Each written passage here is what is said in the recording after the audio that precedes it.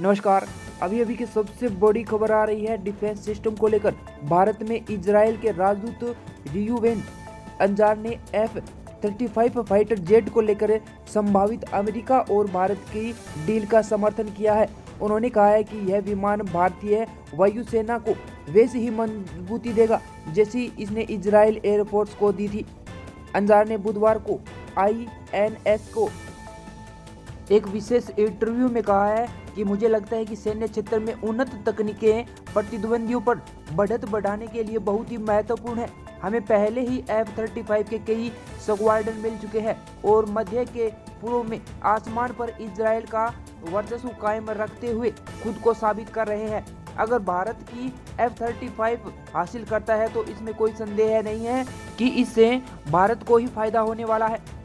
इस महीने की शुरुआत में प्रधानमंत्री नरेंद्र मोदी की वाशिंगटन के ऐतिहासिक यात्रा के दौरान राष्ट्रपति डोनाल्ड ट्रंप ने कहा था कि इस साल से हम भारत की सैन्य बिक्री में कई अरब डॉलर का इजाफा करेंगे।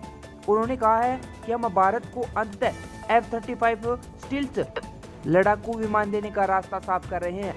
अत्याधुनिक स्टील्थ विमान अगर भारत को मिलता है तो वह नाटो सहयोगियों के बराबर आ जाएगा, क्योंकि केवल इन चुनिंदा देशों को ही F-35 लड़ाकू विमान खरीदने का विशेषाधिकार प्राप्त है। केवल दो अन्य देश जिन्हें प्रतिबंधों से अलग रखा गया है वो इजराइल और जापान है।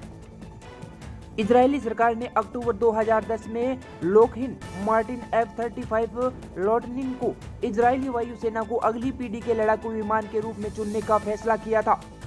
इजराइल पहला देश था जिसने लॉकहीड मार्टिन F-35 प्राप्त किया, जिसे सबसे शक्तिशाली और सक्षम विमानों में से एक माना जाता है। इजरायली डिफेंस फोर्सेस की सेवा में आने वाले किसी भी अन्य विमान की तरह 35 को हिब्रू नाम द एहिंद्र मिला।